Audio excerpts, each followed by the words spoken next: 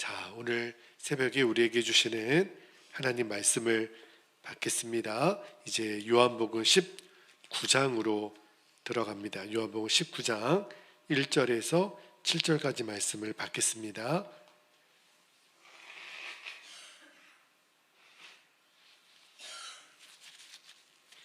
자, 1절 제가 먼저 읽고 한 절씩 교독하고 7절은 같이 읽겠습니다. 이에 빌라도가 예수를 데려다가 채찍질 하더라. 군인들이 가시나무로 관을 엮어 그의 머리에 씌우고 자색 옷을 입히고 3절 앞에 가서 이르되 유대인의 왕이여 평안할지어다 하며 손으로 때리더라. 빌라도가 다시 밖에 나가 말하되 보라, 이 사람을 데리고 너희에게 나오나니 이는 내가 그에게서 아무 죄도 찾지 못한 것을 너희로 알게 하려 함이로라 하더라. 5절 이에 예수께서 가시관을 쓰고 자색 옷을 입고 나오시니 빌라도가 그들에게 말하되 보라 이 사람이로다 하매 대제사장들과 아랫사람들이 예수를 보고 소리질러 이르되 십자가에 못 박으소서 십자가에 못 박으소서 하는지라. 빌라도가 이르되 너희가 친히 데려다가 십자가에 못 박으라. 나는 그에게서 죄를 찾지 못하였노라. 7절 함께요. 유대인들이 대답하되 우리에게 법이 있으니 그 법대로 하면 그가 당연히 죽을 것은 그가 자기를 하나님의 아들이라 함이니이다. 아멘. 하나님 말씀입니다. 자, 오늘 새벽에는 설교 제목이 그가 채찍에 맞음으로 입니다. 오늘부터 이제 우리가 요한복음 19장 말씀을 읽을 건데요. 요한복음 19장은 우리가 아는 것처럼 예수님이 말할 수 없는 고난을 당하시죠. 그리고 결국은 십자가의 죽음으로 넘겨지세요. 그 예수님의 고난과 죽음을 이제 요한복음 19장을 통해서 우리가 읽을 텐데, 여러분 성경 어느 부분을 읽더라도 은혜가 되지만 우리가 받아야 될 고난을 예수님이 대신 받으시고 또 십자가의 죽으심으로 우리가 구원받았다, 이것보다 우리에게 감격이 되고 은혜가 되는 말씀은 없잖아요. 그런데 문제가 하나 있어요. 우리가 예수님의 십자가를 묵상하고 또 예수님의 고난과 죽음을 우리가 늘 기억하며 은혜는 받지만 이 십자가에 대한 말씀을 너무 많이 자주 듣다 보니까 어느새 우리들 안에 십자가를 생각하는 마음이 점점 무뎌진다는 거예요. 십자가를 생각해도 그렇게 큰 감동이 없고, 그러다 보면 우리에게 메마른 신앙생활을 하게 됩니다. 스펄전 목사님은 십자가를 볼 때마다 눈물이 나지 않으면 그렇게 가슴을 쳤대요. 내가 왜 십자가를 보는데도 눈물이 나지 않을까. 그래서 바라기는 한 2주 정도 우리가 요한복음 19장을 읽을 건데, 19장 말씀을 읽는 동안 예수님의 십자가 앞에 우리가 고난주간을 2주 전에 보냈지만 정말 십자가 앞에 다시 서는 은혜가 우리가 새벽마다 있게 되기를 축복합니다. 자, 오늘 1절 말씀을 먼저 볼게요. 1절에 보면 이에 빌라도가 예수를 데려다가 뭐 했다 그랬죠? 채찍질 하더라. 여러분, 이제 예수님이 사형 언도를 받으시고 그 다음에 이제 말할 수 없는 고난의 길에 들어가세요. 근데 제일 먼저 예수님이 당했던 고난이 채찍에 맞으시는 거예요. 여러분, 당시 이 로마 군인들이 사용했던 채찍은요, 오늘날 우리가 때리는 그 채찍하고 느낌이 달라요. 그 채찍 끝에는요, 쇠 조각하고 뼈 조각이 있어서, 그러니까 그 채찍을 내려칠 때마다 맞고 다시 나올 때는 안에 살점을 뜯어내는 거예요. 그러니까 굉장히 그게 무서운 형벌이죠. 그러니까 이게 계속 살점이 떨어져 나오니까 이 모세혈관이 터지고 나중에 이제 정맥, 동맥 다 터져서 온몸이 정말 피투성이가 되는 거죠. 그래서 이 채찍질은요, 너무 잔인하고 너무 고통스러운 위험이 있기 때문에 로마 시민권자들에게는 이 채찍질의 형벌을 하지 않았어요. 그만큼 이 채찍질이 우리가 생각하는 그냥 몇 대 맞고 끝날 문제가 아닌 거예요. 계속 피투성이가 되는 채찍질을 당했다는 거죠. 그런데 왜 예수님이 채찍질 당했다라는 말씀이 오늘 본문에 기록되어 있나? 이 말씀의 이유가 이사야 53장 5절 말씀에 나옵니다. 이사야 53장 5절에 보면 그가 찔림은 우리의 허물 때문이요 그가 상함은 우리의 죄악 때문이라. 그가 징계를 받음으로 우리는 평화를 누리고, 잘 보세요, 그가 채찍에 맞음으로 우리는 뭘 받았죠? 나음을 받았도다. 그러니까 예수님 채찍에 맞으신 이유가 있는 거예요. 저와 여러분의 나음을 위해서. 여러분 죄로 병든 우리의 마음을 고치시기 위해서 예수님 채찍에 맞으신 거예요. 그러니까 우리의 몸뿐만 아니라 죄로 인해 병든 우리의 마음과 영혼을 고치시기 위해서 예수님 채찍에 맞으셨다는 거죠. 여러분, 제가 익산에 2년 3개월 전에 이제 내려올 때 하나님이 저에게 주셨던 마음이 하나 있어요. 앞으로 제가 익산에 내려가서 목회를 하면 주님, 제가 어떤 목회를 하게 됩니까? 어떤 사람들을 만나게 됩니까? 그때 주님 주신 마음이 이 치유와 회복이 필요한 영혼들을 많이 만나게 될 거라는 마음을 주셨어요. 그러니까 이 익산 땅에도 지금 마음이 병들어 있는 사람, 치유와 회복이 필요한 사람들이 그만큼 많다는 거예요. 여러분, 마음이 상처받은 사람들, 지금 이 우리 주변에도 그가 신앙인이든 아니면 교회를 다니지 않는 사람이든 우리 주변에는 지금 마음의 상처를 당한 영혼들이 너무 많습니다. 제가 이 극동방송에 한 달에 한 번씩 소망의 기도를 섬기고 있는데요, 기도 제목을 받아보면 사실은 육신의 질병보다 마음의 질병으로 고통당하고 있는 영혼들이 훨씬 많아요. 요즘 정신적인 문제도 굉장히 심각하잖아요. 그런데 여러분, 우리가 상처받았다, 내가 누구 때문에 상처를 받았다, 이 상처라는 말이 지금 마음이 병이 들었다, 그 말이거든요. 그러니까 그런 사람들을 위해서 목회하게 될 거다, 그런 사람들을 많이 만나게 될 거다. 사실은 이 상처 입은 마음, 병든 마음을 치료하는 거는 의사가 이렇게 메스를 들고 수술을 하거나 약을 처방해서 사람을 치유하는 것보다 어쩌면 더 힘들 수도 있어요. 더 어려울 수도 있고요. 그런데 안타까운 거는 우리 예수님을 믿는 사람들 중에도 여전히 많은 상처를 안고 사는 사람들이 너무 많습니다. 목사님, 저 상처받았어요. 제가 이런 상처가 있어요. 육신의 상처는 뭐 약을 바르거나 약을 먹거나 하면 낫죠. 그런데 마음의 상처는 어떻게 하면 우리가 치유를 받는 거죠? 어떤 좋은 강의나 또는 설교도 마찬가지입니다.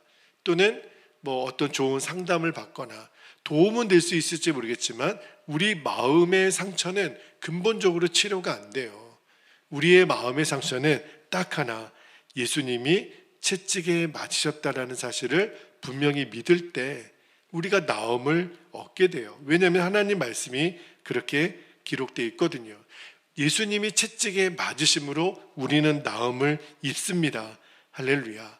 우리들 중에는 정말 들어보면 와, 그렇게 아프실 수밖에 없겠다, 그렇게 상처를 받으실 수밖에 없겠다, 이게 들으면 공감이 되고 이해가 되는 분들이 많아요. 그러나 여러분, 우리가 어떤 누구로부터 잊을 수 없는 상처를 받았다 하더라도 우리 예수님의 십자가는, 그리고 예수님의 채찍에 맞으심으로 그 상처는 나음을 받은 줄 믿습니다. 우리 주님은 우리의 상처를 완전히 치유해내세요. 여러분, 마음이 병들었다, 상처가 되었다, 이 병든 영혼은요 늘 마음이 공허합니다. 늘 마음이 비어 있어요. 그래서 그 공허함을 달래기 위해서 사람들이 자꾸 무언가를 의지합니다. 대표적인 게 술, 담배, 게임, 인터넷, 도박, 성, 또 뭐 드라마, 스포츠, 이런 것들이 막 내가 그것을 탐닉하면 당장은 위로가 되는 것 같아요. 당장은 내 공허한 마음을 채워주는 것 같지만 나중에는요, 내 공허한 마음을 채움받기 위해서 내가 보고 듣고 마시고 했던 그런 것들이 결국 내가 그것들을 의지하게 만듭니다. 여러분, 이 유튜브나 또는 이 드라마 같은 것들도 정말 조심해서 보실 필요가 있어요. 내가 예배 시간은 기다려지지 않는데 내가 어떤 드라마, 내 다음 편이 기다려지고 어떤 스포츠 경기가 기다려지고, 이거는요 문제가 좀 있는 거예요. 지금 내 마음이 주님으로부터가 아니라 다른 것으로부터 내 마음의 허전한 마음을 채움받기를 원하는 마음이 그 안에 얼마든지 있을 수 있다는 거예요. 이게 바로 중독이거든요. 여러분, 저는요 중독이 습관인 줄 알았어요. 무언가를 계속 반복하면 그것에 인을 박이는 것, 이게 중독인 줄 알았거든요. 근데 여러분, 중독은요 사실은 습관의 문제가 아니라 영적인 문제예요. 그러니까 우리를 죄로 사로잡으려고 하는 가장 대표적인 증세가 바로 중독이거든요. 근데 왜 이런 일이 현대인들에게 일어나나? 심지어는요 성도들 안에도 이런 중독 증세가 있어요. 왜 그렇게 됐냐면, 자, 예레미야 2장 13절 말씀을 한번 볼게요. 예레미야 2장 13절에 보면, 내 백성이 두 가지 악을 행하였나니 곧 그들이 생수의 근원되는 나를 버린 것과 스스로 웅덩이를 판 것인데, 그것은 그 물을 가두지 못할 터진 웅덩이들이니라. 자, 여기 보면 생수의 근원되는 하나님을 버렸다. 여러분, 생수가 뭐예요? 여기서 말하는 생수는요 우리가 매일 말하는 이 워터가 아니에요. 이 물이 아니라 우리 영혼을 만족시켜 주시는 하나님, 그분 하나님의 임재를 말하는 거거든요. 여러분, 사람은 물을 마시지 않으면 살 수 없습니다. 우리는 매일 물을 마시잖아요. 하나님의 형상으로 창조된 인간이 하나님의 임재 없이는 살 수가 없다라는 말이에요. 그런데 사람들이 그 생수의 근원 대신 하나님을 버린 거예요. 왜 그럴까요? 내 마음대로 살고 싶으니까, 내가 하나님이 되고 싶으니까 생수의 근원 대신 하나님을 버리는 거예요. 그러니까 내 영혼과 육신에 병이 찾아오는 거예요. 여러분, 모든 질병을 이런 영적인 문제로만 판단하기는 어렵지만, 그러나 거의 대부분의 이 정신적인 질병, 이 마음의 영혼의 병은요 다 영적인 문제랑 연결이 돼 있어요. 하나님 그분이 아닌 어떤 것으로 내가 채우려고 하는 그 마음으로 인해서 우리의 마음은 또 공허해진다는 거예요. 여러분, 지금도 수많은 사람들이 이 영혼의 목마름을 채우기 위해서 웅덩이를 파요. 그런데 오늘 말씀하잖아요. 그 웅덩이가 채워집니까? 터진 웅덩이라는 거예요. 채워지지가 않아요. 그래서 자꾸 거기에 집착하는 겁니다. 자꾸 돈에 집착하고 성에 집착하고 욕심에 집착하고 게임과 쾌락에 집착하고. 그래서 요즘은요 중독이라는 말을 그 심리학적인 용어로 의존증이라고 하는 단어를 쓰더라고요.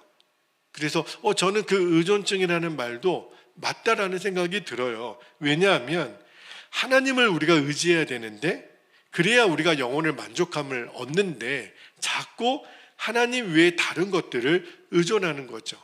그러니까 그렇게 중독이 되고 집착이 되는 거예요. 여러분, 내가 왜 어떠한 대상에 자꾸 이렇게 집착하게 되나, 여기에 매달리게 되나, 여기에 내 생명을 거나, 이유가 있는 거예요. 내 생수의 근원 대신 하나님을 전심으로 의지하지 않으면 우리는 반드시 다른 어떤 대상에 집착하게 된다라는 거예요. 그러면 거꾸로 하나님을 떠나 병들었던 영혼은 언제 치유가 돼요? 하나님 그분에게 돌아가는 거예요. 그래서 예수님이 채찍에 맞으신 겁니다. 예수님이 채찍에 맞으셔야 우리 안에 있는 모든 영혼의 병든 것들을 치유하실 수 있으니까. 예수님 채찍에 맞음으로 우리의 영혼이 나음을 입었도다. 여러분, 예수님이 요한복음 4장에 보면 사마리아 여인을 만나서 이렇게 말씀하시죠. 요한복음 4장 10절에 보면 이렇게 말씀하십니다. 예수께서 대답하여 이르시되 너가 만일 하나님의 선물과 또 너에게 물 좀 달라는 이가 누구인 줄 알았더라면 너가 그에게 구하였을 것이요 그가 생수를 너에게 주었으리라. 예수님 말씀하시는 거는 그냥 우리가 마시는 워터를 말하는 게 아니에요. 생수, 살아있는 물. 여러분, 예수님은 어떤 분이시냐면 우리에게 생수를 주시는 분이라는 거예요. 그러니까 이 생수를 마시면, 예수님이 주시는 생수를 마시면 우리는 다시 목마르지 않습니다. 요한복음 4장 14절에 예수님 말씀하세요. 내가 주는 물을 마시는 자는 영원히 목마르지 아니하리니 내가 주는 물은 그 속에서 영생하도록 솟아나는 뭐가 되리라? 샘물이 되리라. 여러분, 예수님을 믿는 자들, 그러니까 예수님을 마신다, 생수를 마신다, 이 말이 예수님을 믿는다라는 말이거든요. 예수님을 믿는 자들에게는 영생하도록 솟아나는 샘물이 있다는 거예요. 자, 그런데 영생하도록 그 솟아나는 샘물, 예수님을 믿는데도 왜 우리는 갈증을 느끼죠? 왜 우리는 목마르다 그러죠? 이유가 있는 거예요. 여러분, 누가 목마르다 그래서 제가 물 한 컵을 드렸어요. 그런데 그분이 물을 손에 이렇게 들고 계속 목말라요. 목사님, 저 정말 목말라요. 아니, 마셔요. 그 물을, 제가 드린 물을 마셔요. 제가 목말라요. 여러분, 너무 안타깝잖아요. 들고만 있으면 어떻게 해요? 목이 마르다면서.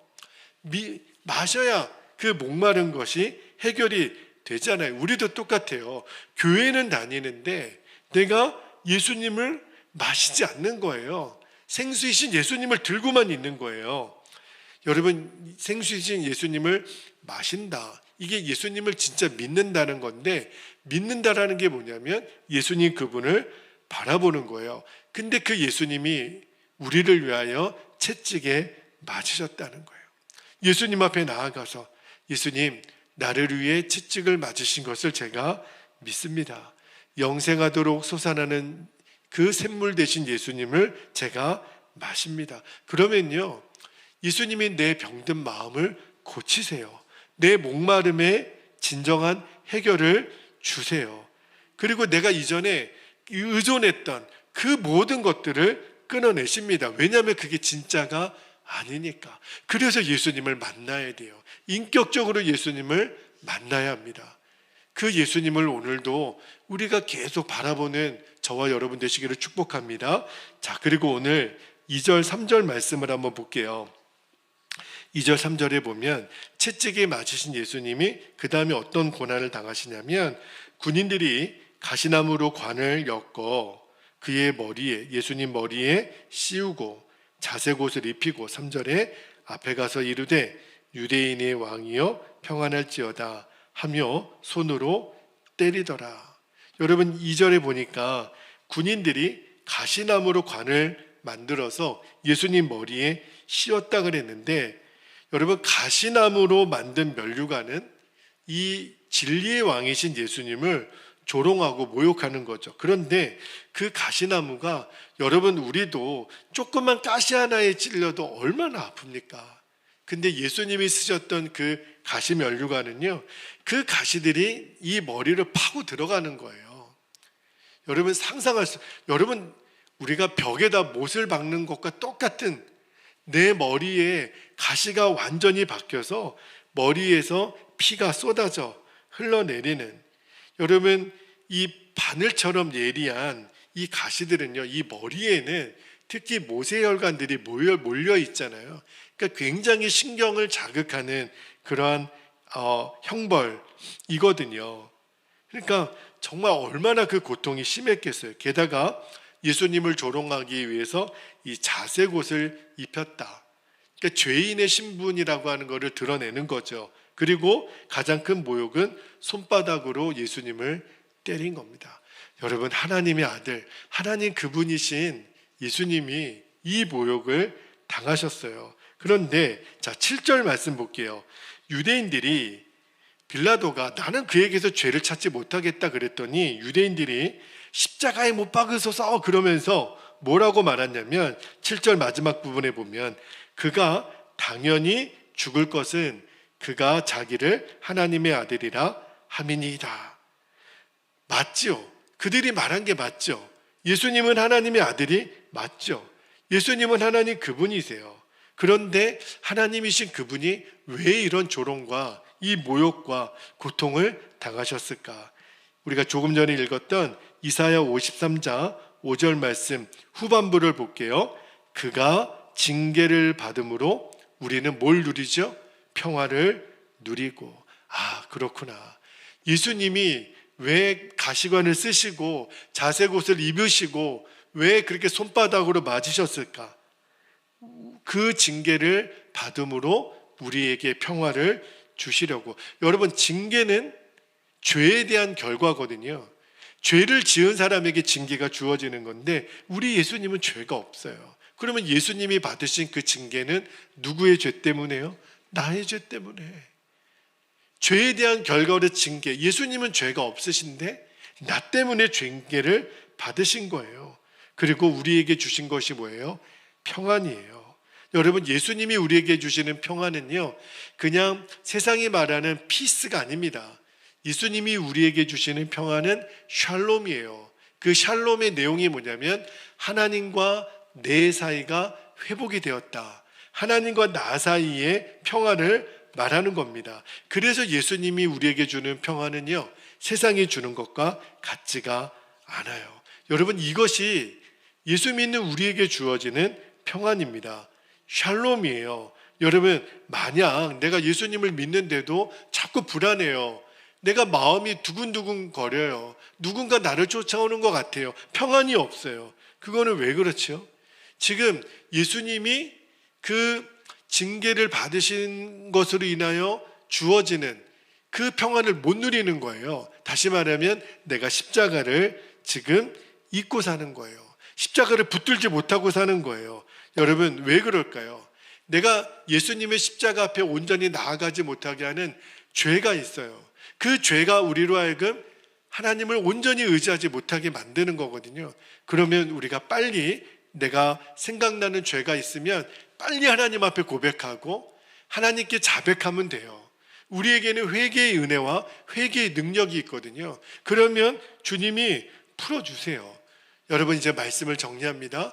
예수님이 채찍에 맞으심으로 우리의 마음의 병이 치유가 됐어요. 우리의 영혼의 병이 고침을 받았습니다. 예수님 징계를 받으심으로 이제는 우리는 두려워하는 존재가 아니에요. 마음껏 평화를 누리게 됐어요. 우리가 지금까지 받았던 은혜의 내용이에요. 그 은혜를 다시 회복시켜 주시도록 오늘 이 말씀을 우리가 읽었다고 믿습니다. 여러분, 이 은혜를 주님 회복시켜 주십시오. 내 마음의 모든 질병이 떠나갔습니다. 내 마음의 모든 불안은 떠나갔습니다. 왜? 예수님이 채찍에 맞으시고 징계를 받으셨기 때문에. 여러분, 우리가 사모하면 주님은 그 영혼을 만져주세요. 주님은 우리의 목마르고 주린 영혼을 채워주십니다. 환난 날에 주를 부르라. 그가 만나리라. 여러분, 주님이 우리를 만나주세요.